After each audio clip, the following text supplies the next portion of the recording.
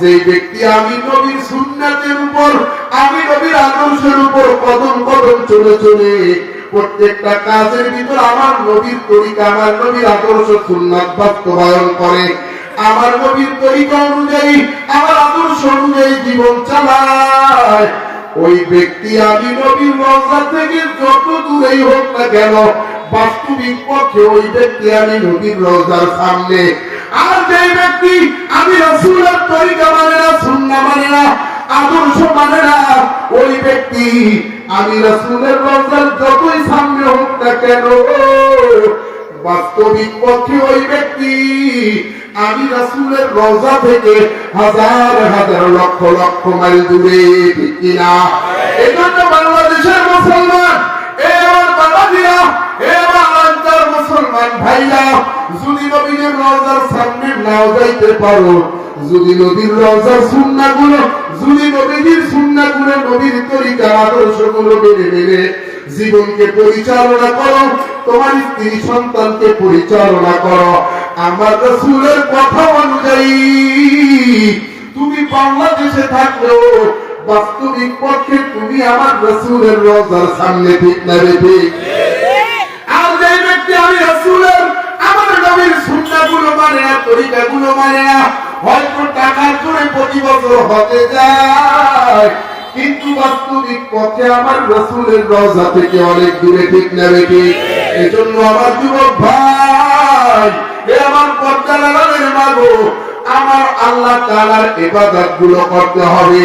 ইবাদতের অনেক দাম, এখন পর্যন্ত মৃত্যুর পরে ঠিকই বুঝবা, মরার পরে বলবা মালিক একটু সুযোগ দেয় দুনিয়ায় যায়া আরেকটু ইবাদত করে আছি। আমার আল্লাহ তাআলা বলেন, আমালাম নুআম্মিরুকুম মা ইয়াতাযাক্কারু ফীহি মান তাযাক্কারা ওয়া জাআকুমুন নাযীর। আল্লাহু আকবার। আমার আল্লাহ বলেন, বান্দা বান্দি, তোরে কি দুনিয়ায় এতটুকু তোদেরকে সময় দেই নাই, যেই সময় তোরা সাবধানতা অবলম্বন করতে পারতি, যেই সময় তারা ইবাদত করতে পারতি। এখন ইবাদত করার সময় আল্লাহর বান্দা ইবাদত করে না, ঘুরিয়া ঘুরিয়া কাটায়। 50 বছর, 60 বছর, 30 বছর বয়স হয়ে গেছে, এর মধ্যে একদিনও ফজরে মালিকের কদমে সিজদা দেয় না, মাঝে মাঝে জুমাটা পড়ে। তোমার মতন মুসলমান তাম দুনিয়া ভইয়া গেল, আল্লাহর লাভ নাই, আল্লাহর লাভ নাই। তুমি না থাকলে আল্লাহর ক্ষতি নেই, তুমি থাকলেও আল্লাহর লাভ নাই। এ ভাই আমার, বাবাজিরা আমার, আল্লাহর কাছে বড় বিয়া দিয়া দাম নাই, আল্লাহর কাছে বংশ দিয়া দাম নাই। আমার নবী বলেন, ইন্নাল্লাহা লা ইয়ানজুরু ইলা সুওয়ারিকুম ওয়ালা ইলা আমওয়ালিকুম ওয়া ইন্নামা ইয়ানজুরু ইলা কুলুবিকুম ওয়া আমালিকুম। আমার নবী বলেন, আমার আল্লাহর কাছে চেহারা সুরাত আর সম্পদের কোনো দাম নাই, আমার আল্লাহর কাছে ওই ব্যক্তির দাম যেই ব্যক্তি আমল করে।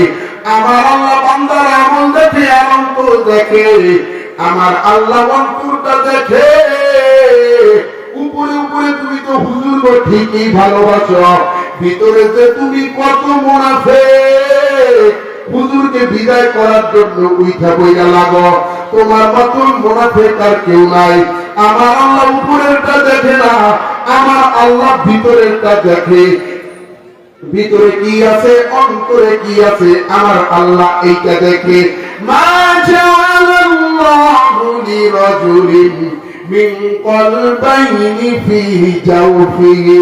আমার আল্লাহ বলেন, হে বান্দা বান্দি, তোর পক্ষে আমি একটা হৃদয় দিয়েছি, একটা কলব দিয়েছি। এমন না যে দুইটা অন্তর, একটা রহমানকে দেবেন, একটা মালিককে দেবেন, আর একটা শয়তানকে দেবেন।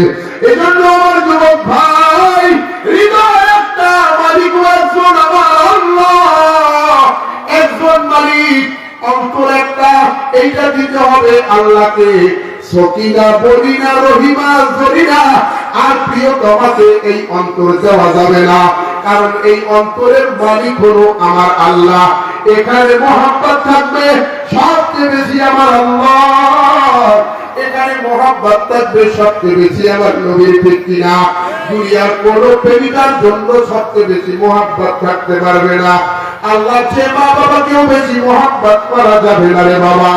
এজন্য আমার যুবক ভাই, এ আমার বৃদ্ধ বৃদ্ধ বাবাজিরা, এ আমার পর্দার মা বোনেরা, এখন ইবাদত করার সময়। একটা দিন আসবে তখন তুমি ইবাদত করার সময় পাবা না। বলে ইবাদত করবো কতক্ষণ? মৃত্যু আসবে না যতক্ষণ। ওয়াবুদু রাব্বাকা হাত্তা ইয়াতিয়াকাল ইয়াকিন। আল্লাহু আকবার।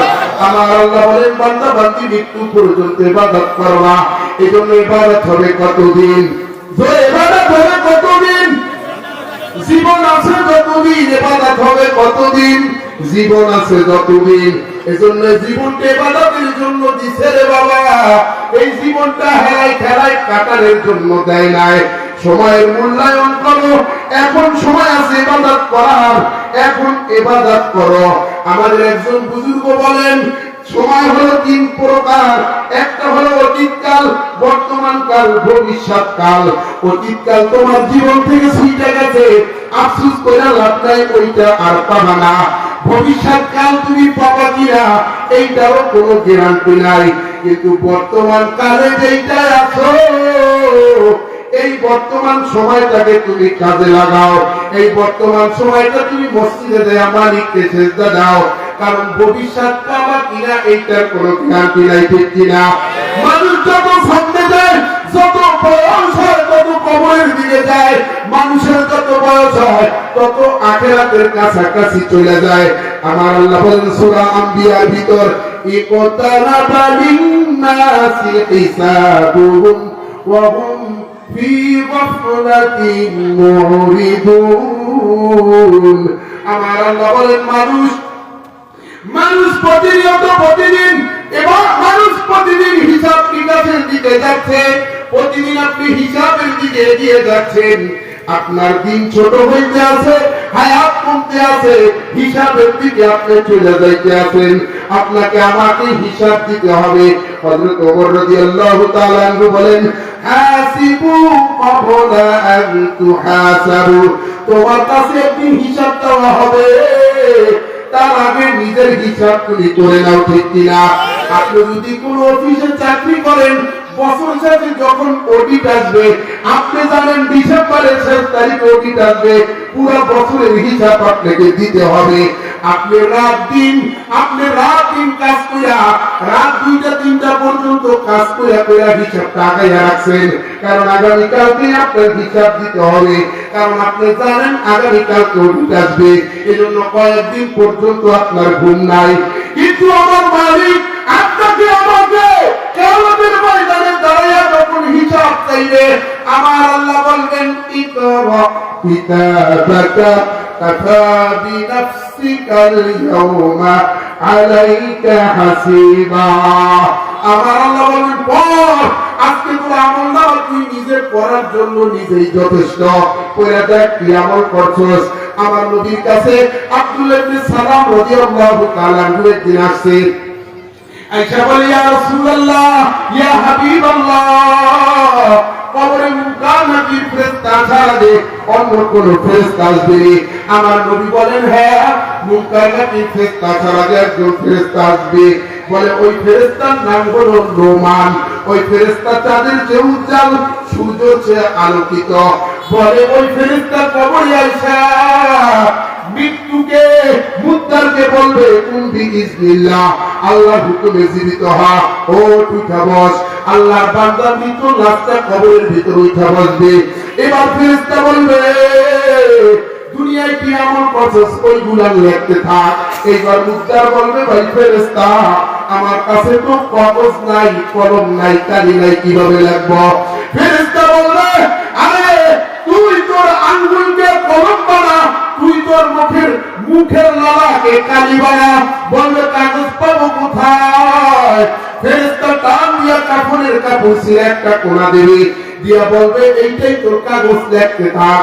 আঙ্গুলকে কলম বানাইয়া, মুখের নালাকে কালি বানাইয়া এইবার আল্লাহর বান্দা কোথায় কোন নেকামল করছে লিখবে। আইতা খেলার মাঠে ওয়াজ শুনতে গেছে, কয়েক মর্তবা জিকির করছে, এইটা লিখবে। কিন্তু খেলার মাঠে ওয়াজ শুনে যাইয়া ফজর যে পড়ে নাই এইটা লিখবে না। চুরি করছে, জেনা করছে, হারামি করছে, বদমাশি করছে, ঝুটকাইছে, মুচকাইছে, হক্কানি পীর মাশায়েখদের বিরুদ্ধে কুচ্চারণা করছে, ভণ্ডদের পক্ষে যারা কাজ করছে, এইটা লিখবে না। এবার ফেরেশতা বলবে, কি রে নাফরমান, এ নাফরমান, তুই তোর নেক আমলগুলো লিখলি, যেটা ভালো করছিস ওইটা লিখলি, কিন্তু তোর গুনার কথা কেন লেখছ না?